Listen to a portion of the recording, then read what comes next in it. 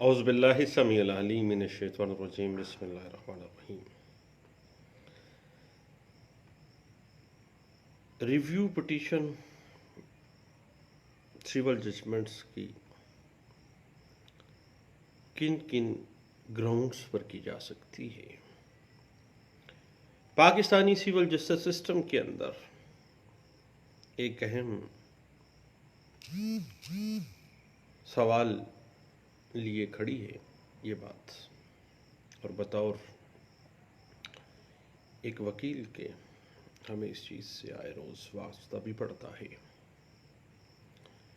कि अगर कोई शख्स किसी सिविल कोर्ट के आर्डर या डिग्री के खिलाफ मुतासर है, शाकी है,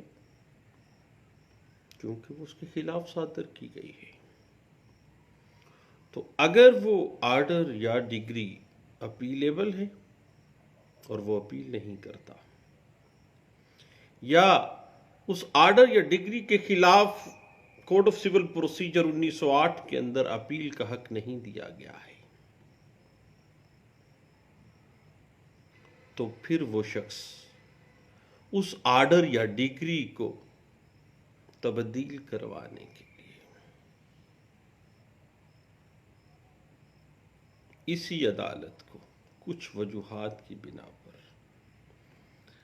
रिव्यू पिटीशन फाइल करता है, नजर सानी फाइल करता है, और किसी नए गैर मामूली मवाद का शहादत के लिए इल्म में आना, जो बावजूद जो रिव्यू पिटिशनर है उसकी पूरी जिम्मेदारी से तलाश के बावजूद उसके इल्म में नहीं था या पेश नहीं कर सका था। पहले जब वो आर्डर या डिग्री जिसके लिए वो रिव्यू पिटिशन में आया है, अगर कोई ऐसा मवाद वो वक्त शहादत एविडेंस के वक्त में पेश नहीं किया जा सका, तो फरीक जो उस ज़रूरी शहादती मवाद को बतौर शहादत पेश करना चाहता है, उसके लिए आपको पता है कि उसके पास 3 रास्ते कोड ऑफ सिविल प्रोसीजर 1908 को मद्देनजर रखते हुए हमें प्रैक्टिस में मिलते हैं। पहली बात कि वो उस आर्डर या डिग्री के खिलाफ रिव्यू पिटीशन फाइल कर दे जब ऐसा आर्डर या डिग्री उसके खिलाफ सादर हो चुका है। पहली बात रिव्यू है। या अगर वो फैसला सादर होने से पहले शहादत बंद होने के बाद पेश करना चाहे, तो वो अदालत को दरखास्त दे सकता है कि ऐसा मवाद शहादत में शामिल किया जाए, यानी फ्रेश शहादत ले ली जाए इससे पहले कि फैसला आ जाए। एविडेंस के लिए वो फौरी तौर पर जो है एप्लीकेशन दे दे, एडिशनल एविडेंस तक आपको पता है कि एम्पल पावर है कोर्ट के पास। या वो मुतासरा शख्स ऐसे आर्डर या डिग्री के खिलाफ अपील करे और उसमें under order 41 rule 27 additional evidence के तौर पर ऐसे मवाद को बतौर शहादत पेश करने की दरख्वास्त कर दे। अब order 41 rule 27 code of civil procedure ये वाज़ेह कर देता है कि एडिशनल शहादत के तौर पर अपील के अंदर भी शहादत को कलमबंद करने के लिए प्रोविजंस कानून इस बात की हमें इजाज़त दे देता है। इस हवाले से PLD 1969 supreme court page 60, 2004 CLC page 1424 जो है वो हमें कुछ गाइडलाइंस दे देता है। अब जनाब ये वाज़ेह है कि ऐसा मवाद जो शामल शहादत बजरिया रिव्यू पिटीशन करना आप चाहते हैं, वो आर्डर या डिग्री जिस वक़्त मार्ज़ वजूद में आई है वो लाज़मी तौर पर होगा, और वो मवाद या वो शहादत जो फैसला सादर होने के वक्त बतौर शहादत मौजूद नहीं था, उसके शामिल होने के लिए फिर आप रिव्यू पिटीशन में कुछ नहीं कर सकेंगे, क्योंकि पहले भी उसका वजूद नहीं था और अब आप रिव्यू पिटीशन के जरिए क्या उस शहादत को पेश करवा सकते हैं जो पहले मौजूद ही नहीं था। बिल्कुल ऐसा नहीं हो सकता है। इस हवाले से 1986 CLC पेज 1400, PLD 2008 पेज 24 है, PLJ 1986 Azad Jammu and Kashmir supreme court page 67 इस हवाले से हमें गाइडलाइंस देती है।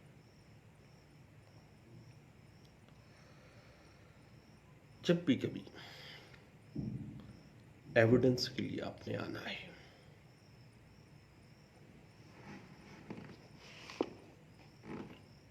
अगर वो शहादत पहले मौजूद थी तो कौन सी ऐसी ग्राउंड थी जिसकी बिना पर वो शहादत पहले नहीं आ सकी है। और रिव्यू पिटिशनर को यह साबित करने पड़ेगा कि उस पेश ना करने में उसकी अपनी सुस्ती या उसकी अपनी जो किसी किस्म का कोई गलत मोटिव, तसाहिल या सुस्ती हरगिज शामिल नहीं थी। इस हवाले से 2005 MLD पेज 1745, 2005 CLC पेज 1733 इस हवाले से हमें कुछ गाइडलाइंस देती है।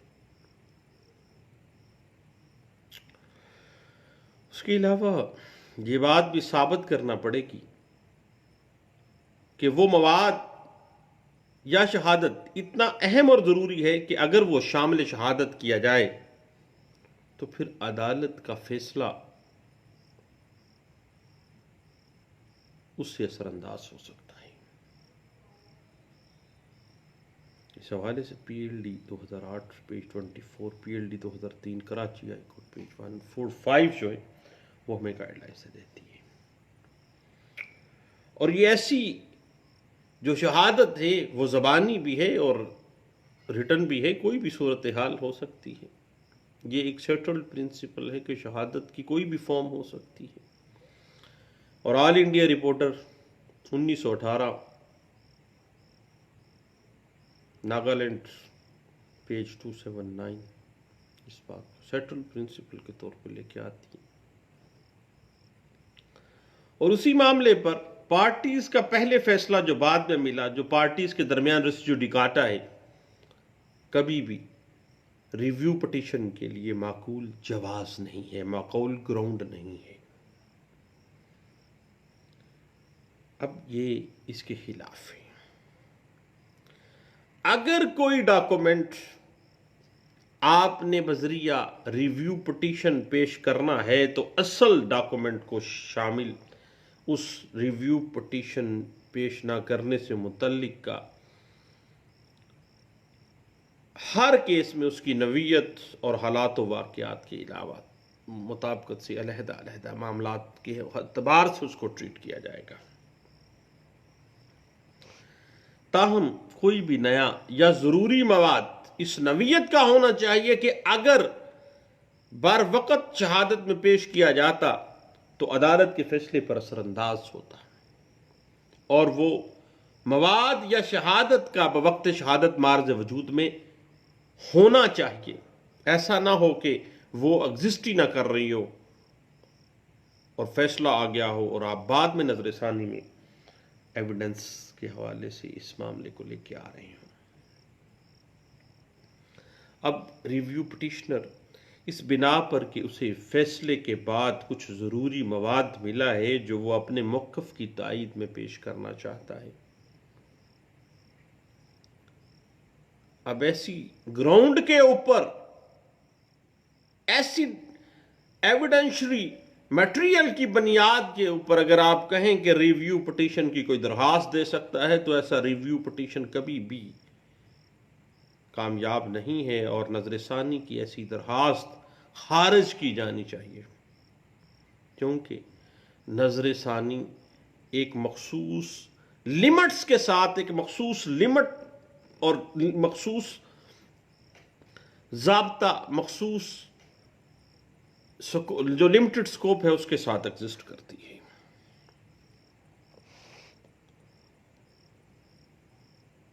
और उसके बाद अगर ऑर्डर या डिग्री में गलती कोई सहवन है, रिकॉर्ड पर मौजूद है, वो गलती कोई कानूनी है या कोई वाकयाती है,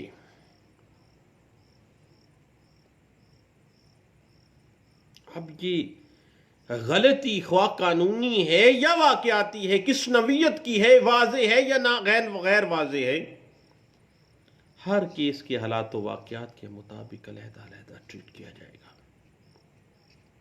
इस हवाले से 1979 सुप्रीम कोर्ट पेज 741 देखिएगा। अब साहिब बात इस तरह से है कि हर जज के मुताबिक भी ऐसी गलती डिफरेंट स्टांस रखती है।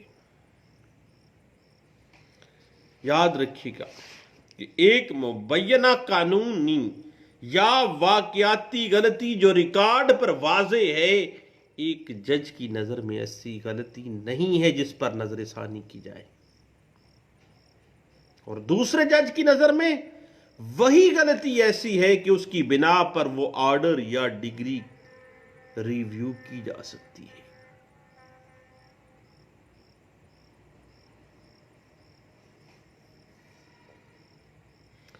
अब साहिब कौन सी एरर है, एरर ऑफ फैक्ट या एरर ऑफ लॉ, जो कि वाजे है, जिसकी ग्राउंड पर, जिस गलती की ग्राउंड पर रिव्यू पिटीशन फाइल की जा सकती है। अब कोई कौन सा ऐसा पैरामीटर है,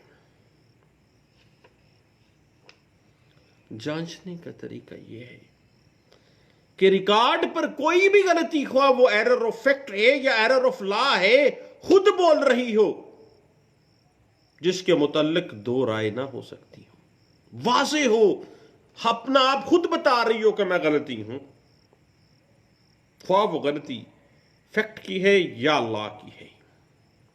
इस हवाले से 2010 CMR पेज 665 देखिएगा,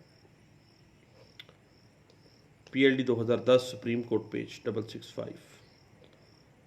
और उस गलती को साबित करने के लिए किसी बहस वगैरह की जरूरत नहीं है, नजर आ रही है कि ये गलती है, वह वो गलती फैक्ट की है या वो गलती कानून की है, उसकी दुरुस्त की के लिए आप नजरसानी में आ जाते हैं।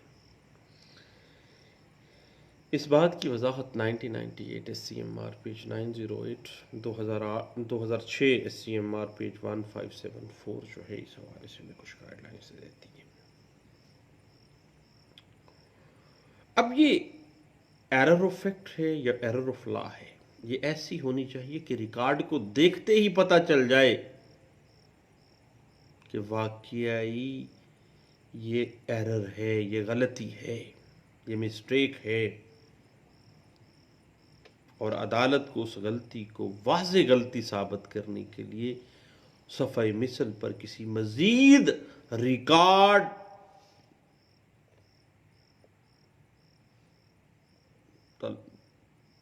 की जरूरत नहीं है। इस हवाले से PLD 2010 सुप्रीम कोर्ट पेज 665 में कुछ गाइडलाइंस देती है। अब साहिब यहां पे जो लफ्ज इस्तेमाल होता है एरर के हवाले से, हम आम तौर पे error apparent on the face of मिसल, सफ़ा मिसल से अया है।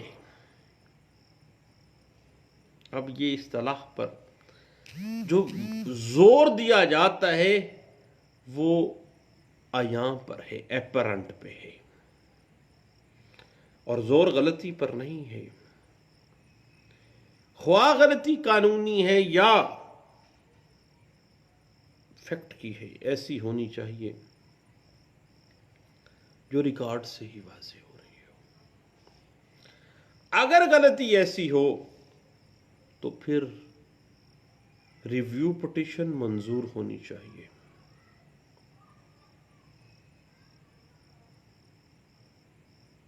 अब इस हवाले से ये बात कि ये गलती हुई कैसे है, ये गैर मुतल्लका है।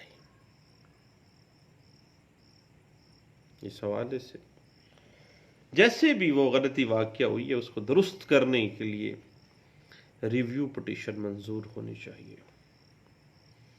और गलती रिकॉर्ड पर इतनी वाज़ेह और साफ होनी चाहिए कि कोई अदालत उस गलती को रिकॉर्ड पर रहना गवारा न कर सके। इस हवाले से 1999 SCMR पेज 2051 जो है वो इस हवाले से में गाइडलाइंस देती है। भाई जज भी आखिरकार इंसान है।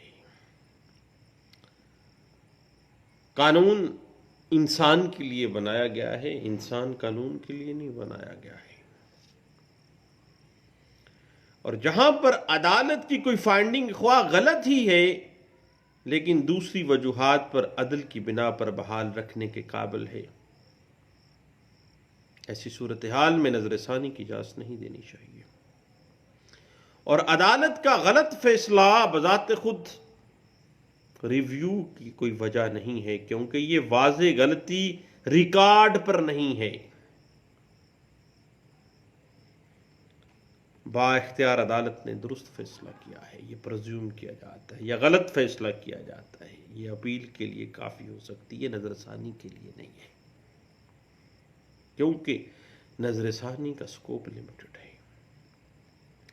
इस हवाले से 2011 CLC page 1284, 2007 YLR page 1392, PLD 1979 supreme court page 741, 2003 YLR page 410, PLD 1976 supreme court page 509, 2010 SCMR page 1036,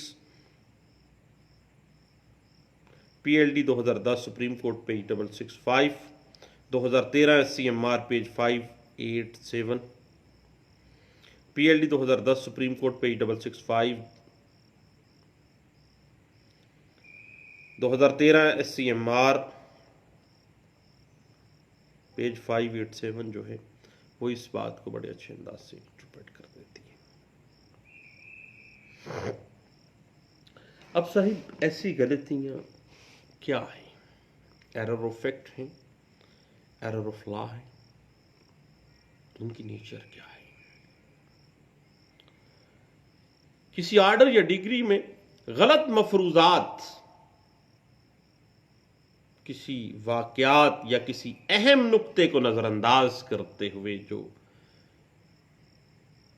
घड़ ली जाती हैं, जो बना ली जाती हैं, या बगैर कानून की तरफ से मतवज्जा होने की और कानून और आइन की गैर मुतनाज़िया तशरीह को नजरअंदाज करते हुए अपनी तरफ से कोई फैसला दे देना, on the face of record ही वाज़ेह हो जाता है। अब ये ऐसे मामलात हैं जो कि नजरसानी के लिए एक अहम ग्राउंड हो सकते हैं। इस हवाले से 1995 SCMR page 922, PLD 2010 supreme court page 665, 2010 PLD 2010 supreme court page 949, PLD 2000 supreme court page 77, PLD 1979 supreme court page 41 जो है वो इस हवाले से में गाइडलाइन से देता है और nature of error of law and fact को वाज़ेह कर देता है कि आखिरकार ये वाज़ेह गलती है तो फिर रिव्यू होना चाहिए। अब साहिब तवज्जो के साथ अगर अदालत ने कोई फैसला किया है तो उस फैसले को कोई भी गलती है उसको वाज़ाहत तलब वाज़ेह तौर पर रिकॉर्ड नहीं कहा जा सकता और सिर्फ जज साहबान के नजरिया के अंदर इख्तलाफ भी रिकॉर्ड पर वाज़ेह गलती तस्वर नहीं की जा सकती है।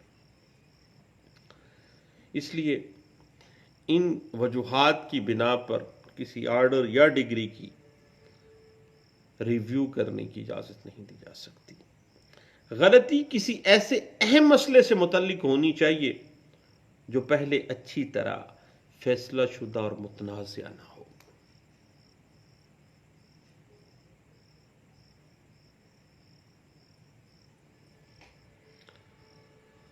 और रिकॉर्ड पर मबनी गलती जो है ऐसी नहीं होनी चाहिए जो कि बवक्ते समात दावा पॉइंट आउट की गई हो, उस वक़्त भी पॉइंट आउट की गई है। अब क्या लेने आ गए, अपील में जाओ। वाज़े गलती जो रिकॉर्ड पर है उसको बजरिया नजर सानी दुरुस्त किया जा सकता है और मुतासरा फरीक को अपील की तरफ धकेलने से पहले कोर्ट को रिव्यू के अंदर ही उस गलती को, क्योंकि जो साफ नजर आ रही है गलती, उसको दुरुस्त कर देना चाहिए।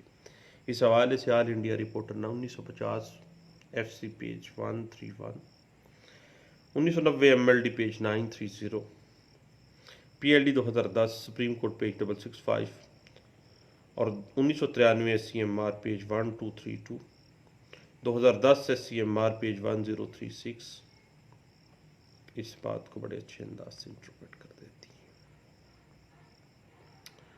उसके बाद अहम बात आ जाती है कि जो स्कोप है रिव्यू पिटीशन का, उसमें कोई और माकूल वजह यानी एरर ऑफ फैक्ट या एरर ऑफ लॉ की दुरुस्तगी के अलावा कोई माकूल वजह और भी हो सकती है, कोई और भी सफिशिएंट रीजंस हो सकती हैं। तो ये एक अहम मामला है, इस पे इंशाल्लाह हम दोबारा गपशप लगाते हैं, दोबारा बैठते हैं। दुआओं में याद रखिएगा, दोबारा मिलते हैं। अल्लाह हाफिज़।